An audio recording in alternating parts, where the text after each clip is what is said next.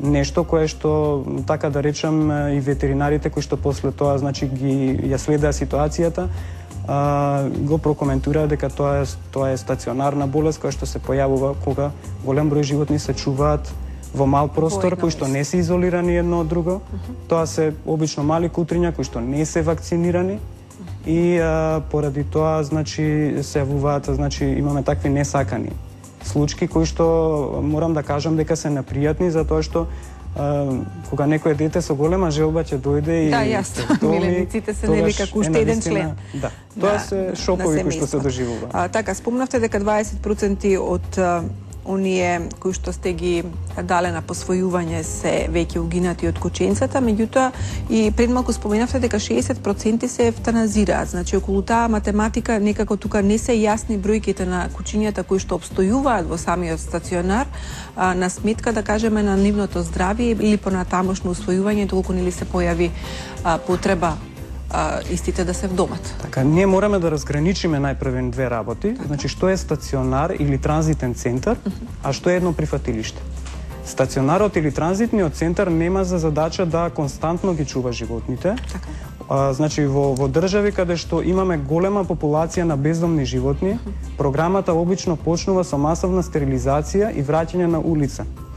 Дури после одреден временски период кога се воспоставува контрола на популацијата на бездомните животни, се преоѓа кон одредени прифатилишта, значи објекти каде што тие можат подолг временски период да се чуваат, каде што ќе бидат вклучени во програма за вдомување и така натаму. Значи ние во моментот немаме нити едно прифатилиште во Република Македонија. За жал е тоа така, за разлика од соседните држави каде што имаме такви примери. Стационарот значи е објект кој што е предвиден за како транзитен центар, каде што кучињата ќе се третираат и доколку веднаш значи не бидат вдомени, се враќаат на значи локацијата од каде што биле заловени, со исклучок на оние единки кои што навистина се болни, неизлечиво болни и агресивни. Така. Имав можност да ги разгледам сите оние вебсајтови кои што нели беа линкувани на вашата страница, особено пофалби до соседството, значи станува збор за активности од типот на едукација на децата, значи зошто и како да се сакаат домашните миленици, без разлика дали се мачиња или кучиња, потоа промовирање на типот на маечки чашки или пак друг материјал кој што за, да кажеме, одредена символична сума може да и донесе на самата невладина организација бенефит за потоцна нели тие средства да бидат реализирани за некои или фини цели во однос на миленичињата кои што нели немаат гаста.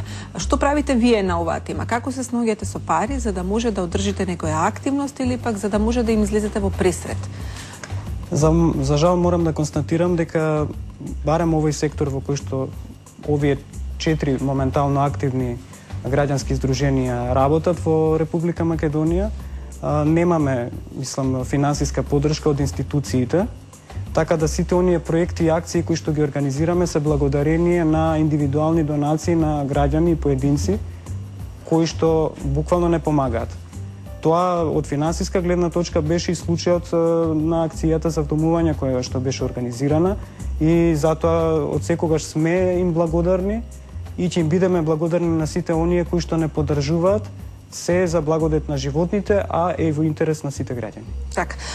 Господин Мичевски, јас ви благодарам за гостувањето. Повторно може да бидете гостин во нашето студио, меѓутоа да донесете добри вести, дека барем за кучињата скитници и оние кои што немаат нели собственик за мачките, ќе може да се нели презентираат некои порозови информации, некои подобри информации или пак дека сте ги сместиле. Тоа е навистина важно затоа што нели глобално сите овие невладини организации кои што нели го третираат моментот на животните се имаат една цел нели за одржување на животот на истите и за некои подобри услови во кои што живеат самите.